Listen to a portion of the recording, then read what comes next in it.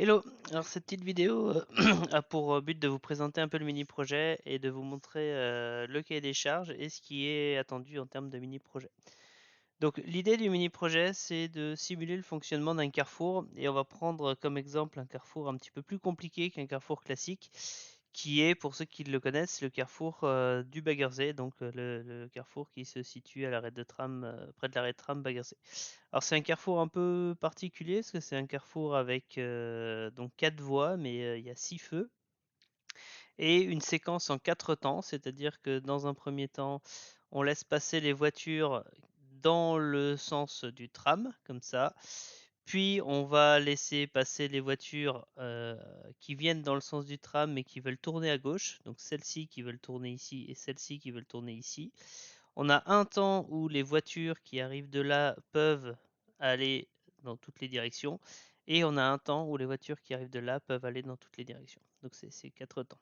Pour ceux qui veulent se repérer, hein, l'idée, le haut champ, il est juste là. Voilà, ça c'est la position du haut champ et donc voilà. Donc ça c'est la séquence normale. Donc on alterne entre ces quatre phases là. Et puis cette séquence, en fait, elle est perturbée par l'arrivée d'un tram, puisque les trams sont prioritaires. Donc quand le tram arrive, il faut allumer le feu associé à ce tram. Mais bien évidemment, si quand le tram arrive, c'est ces voitures-là qui ont le droit de passer, eh ben on va d'abord mettre ce feu-là au rouge pour pouvoir autoriser le tram à passer. Et puis une fois que le tram est passé, en général, on reprend la séquence là où elle était avant. Donc on va se remettre ce feu-là au vert pour terminer la séquence et la reprendre normalement. Et puis en général, quand le tram passe, comme ça ne coupe pas la route, on laisse aussi passer les voitures dans cette direction-là et dans cette direction-là. Donc voilà le cahier des charges complet. Donc là, c'est celui que vous retrouvez sur Moodle. Donc les quatre phases que je vous ai expliquées, avec à chaque fois les temps pendant lesquels on veut que le feu soit vert. Donc dans la phase 1, 3 secondes, dans la phase 2, 5 secondes, dans la phase 3, 5 secondes, 2 secondes dans la phase 4, voilà. Et puis, c'est une séquence vert, orange, rouge, hein, donc ça c'est le temps pendant lequel on veut le feu vert.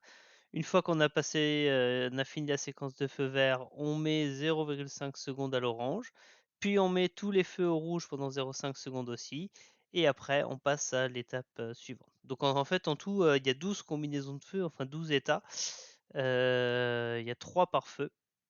Voilà, et donc ça fait la séquence complète. Et puis, comme on l'a dit, hein, quand il y a un capteur tram, donc l'activation du capteur tram, on interrompt la phase en cours, on passe directement dans la phase 1 en allumant la LED. Et voilà. Et donc là, ce qu'on vous propose, c'est de revenir ensuite dans la séquence principale s'il restait plus que 2 secondes. Ou alors on revient à s'il restait moins de 2 secondes dans la séquence principale, on passe directement à la phase suivante.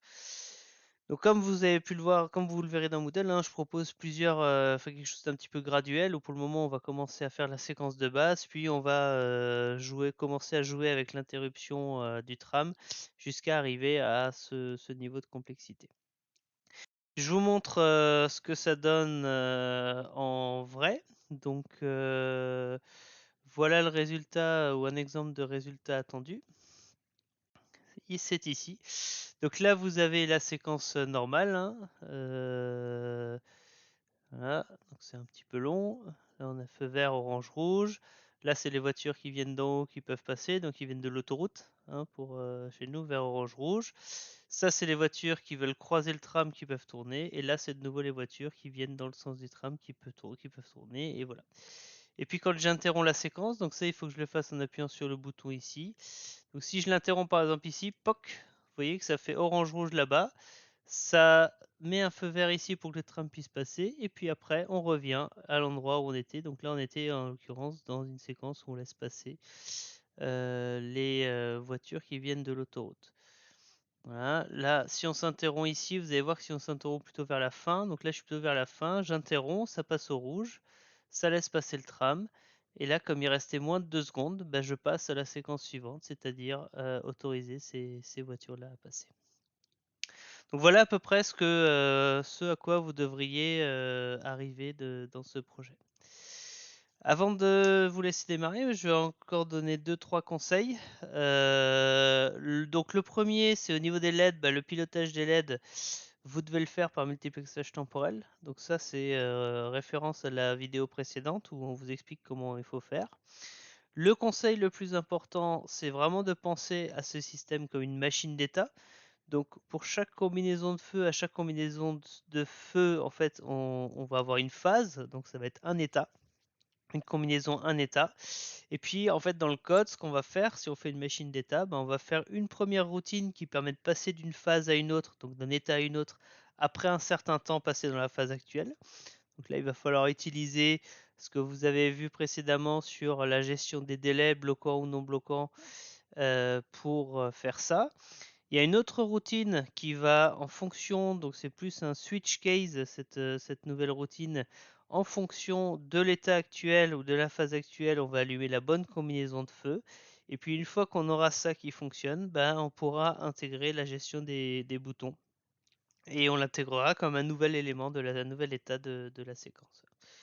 Et puis, je vous disais, je parlais des délais. Donc là, évidemment, vous serez obligé d'utiliser des délais non bloquants pour gérer la séquence, puisque pour faire le multiplexage temporel, c'est nécessaire, et surtout pour détecter l'appui des boutons pendant la séquence. Si pendant que vous affichez quelque chose, vous êtes dans un délai bloquant, évidemment, vous n'allez pas pouvoir tester le bouton. Donc si vous voulez pouvoir tester le bouton en permanence, il faudra forcément utiliser des délais non bloquants. Voilà pour cette vidéo. Bonne chance pour le projet et puis voilà. À bientôt.